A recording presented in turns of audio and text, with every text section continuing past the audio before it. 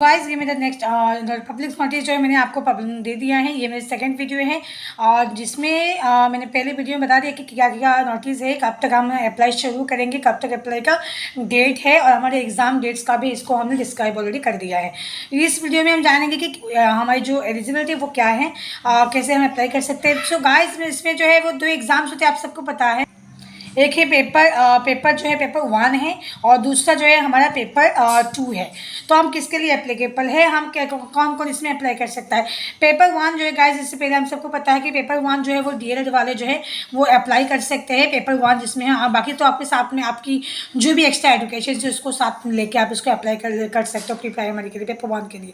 और जो बीएड वाले हैं वो आप पेपर 2 के लिए एप्लीकेबल है। आप पेपर 2 के लिए अप्लाई कर सकते हो, साथ में आपकी जो एजुकेशन से इसको भी आप ऐड कर सकते हो।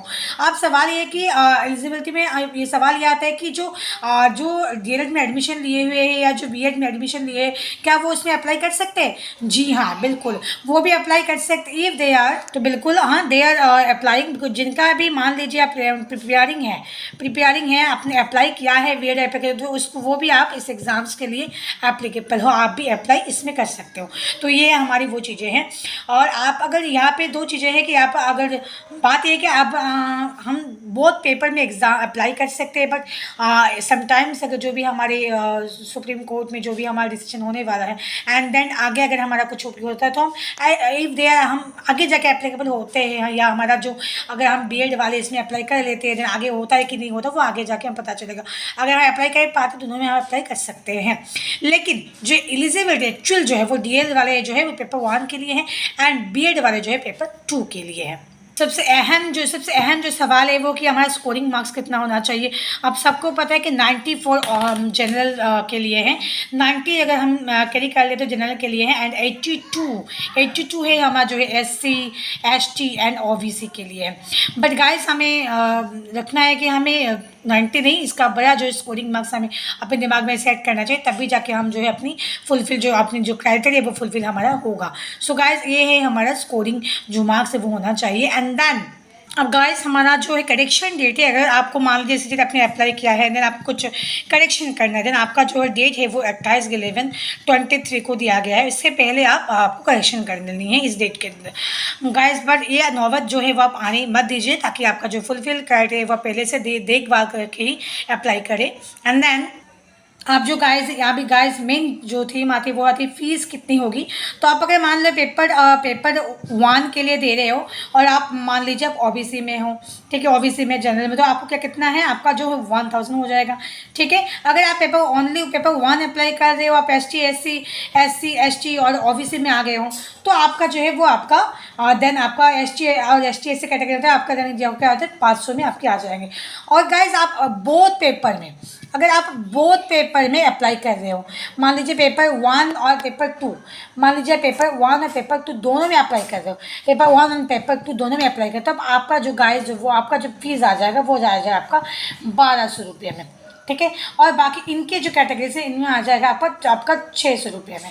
तो ये है आपका जो फीस का स्ट्रक्चर है कि आप अप्लाई करते वक्त आपको कितनी फीस लगेंगी गाइस, ये है आपका फीस का स्ट्रक्चर। दोहराऊंगी मेरा जो पहले मैंने कहा था, इसमें जो एलिजिबिलिटी है, एलिजिबिलिटी क्या है, इसमें हम क्या हमारी एलिजिबिलिटी है, तो इसके लिए हम जाने जाएंगे गाइस। हमारा जो है एलिजिबिलिटी पेपर 1 के लिए है और जो पेपर 2 के लिए है, ठीक है। पेपर 2 एंड पेपर 1 ये बहुत पेपर है। पेपर 1 के लिए जो हमने डीएलएड वालों को जो है एलिजिबिलिटी माना जाएगा, एंड पेपर 2 के लिए है जो बीएड वालों को एलिजिबिलिटी माना जाएगा। लेकिन इसका सवाल और है कि क्या प्रिपेयरिंग वाले कर सकते हैं? यस, अगर एपीआरिंग वाले हैं जिन्होंने अभी अप्लाई किया है या एडमिशन लिया है, एपीआरिंग वाले भी इसमें अप्लाई कर सकते हैं। इसके अलावा भी हमने आपको बताया कि फीस स्ट्रक्चर क्या है, ठीक है। फीस स्ट्रक्चर है ओनली पेपर 1 और ओनली पेपर 1 वालों के लिए, अगर वो ओबीसी में आते हैं, मान लीजिए वो अगर ओबीसी में आते हैं और ये जनरल में आते हैं, उनका स्ट्रक्चर होगा 1000। एंड देन अगर मान लीजिए आपको वो ओबीसी जनरल कैटेगरी में है तो उनका 1000 आ जाएगा। एंड देन अगर ओनली पेपर 1 के लिए है या पेपर 2 के लिए ओनली किसी एक में अगर अप्लाई करते हैं, अदर्स देन एससी एसटी अगर उनमें इस कैटेगरी में आते हैं, स्पेशल कैटेगरी को थोड़ी सी छाट दी गई तो उनका जो है 500 हो जाएगा। अगेन आप पेपर बोथ के लिए करते हैं, देन आपका जो है यहाँ पे जो है 1200 हो जाएगा। एंड इसमें जो है आपका आपका 600 हो जाएगा। तो ये था आपका स्पेशल फीस के बारे में स्ट्रक्चर। एंड मार्क्स का भी मैंने आपको बता दिया कि जो इनके लिए जो मार्क्स है, इस कैटेगरी के जो मार्क्स है वो आपका 90 स्कोरिंग आना चाहिए।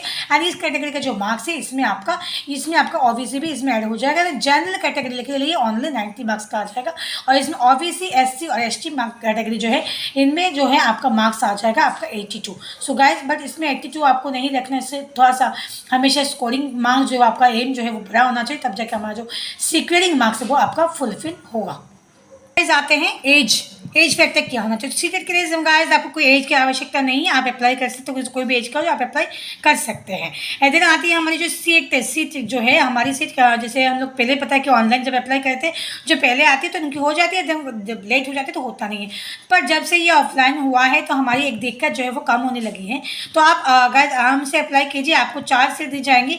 4 सिटी में से आपको जिन चूज़ करना है, तो जहाँ पर आपका एप्लीकेबल सीट मिल जाएगा, तो आप उस 4 सेंटर में से आपको 4 सेट से जो है आप अप्लाई कर रहे हैं उसी सेंटर के अंदर ही आपको डाला जाएगा। स्पेशली जो औरत महिला होती है उनके लिए दिक्कत आ रही है कि हम सबको लेके हम अगर दूर हो जाते तो हम नहीं जा पाते, तो हमारे लिए दिक्कत जो है अभी कम होने लगेंगे। तो हम जो है नज़दीकी सेंटर अगर अप्लाई करते तो यहाँ पे हम आराम से अप्लाई कर सकते क्योंकि हमें वो मिल जाएगा। अब जब आते हैं दूसरी चीज़ में, अब दूसरी कि ये जो हमारा जो सीटेट है, क्या सीटेट ये इसका टाइम पीरियड कितना होता है। तो गाइस हम सबको पता है कि सीटेट का जो टाइम पीरियड है वो लाइफ टाइम है, तो इसके लिए आपको टेंशन नहीं करनी कि सीटेट का जो टाइम पीरियड है वो आपका लाइफ टाइम रहेगा, तो इसके लिए आपको बिल्कुल टेंशन की ज़रूरत नहीं है। सो गाइज ये था हमारा सीटेट के बारे में। और अभी बात ये है कि हमारा जो एग्ज़ाम के जो क्वेश्चन पैटर्न सिलेबस जो है वो क्या है, कैसा है, टाइमिंग पीरियड कैसा रहेगा, सिलेबस के बारे में हम हमारे जो अगली वीडियोज़ में आपके साथ बात करेंगे। और हमारा जो टाइम पीरियड है वो वही सेम 2.5 घंटे का रहेगा जो हमारा ऑलमोस्ट होता था हर टाइम में। और इसमें कोई भी आपका निगेटिव मार्किंग बिल्कुल भी नहीं है, उसमें टेंशन लेके कोई बात नहीं, जैसे था पहले वैसे ही बिल्कुल है। तो गाइज आप तैयारी कीजिए, रेडी हो जाइए सीटेट के लिए एंड जाके अप्लाई कर दीजिए। आगे आपको नेक्स्ट वीडियो में आपको मिल जाएगा कि आप सिलेबस के बारे में हमें नेक्स्ट वीडियो में आपको बता दूँगी कैसा सिलेबस है, पेपर 1 के लिए क्या क्या पढ़ना है, पेपर 2 के लिए हमें कौन से सब्जेक्ट को पढ़ना है। तो इसका हमें नेक्स्ट वीडियो आपके लिए अपलोड कर देंगे। Okay guys, let see you soon, bye bye.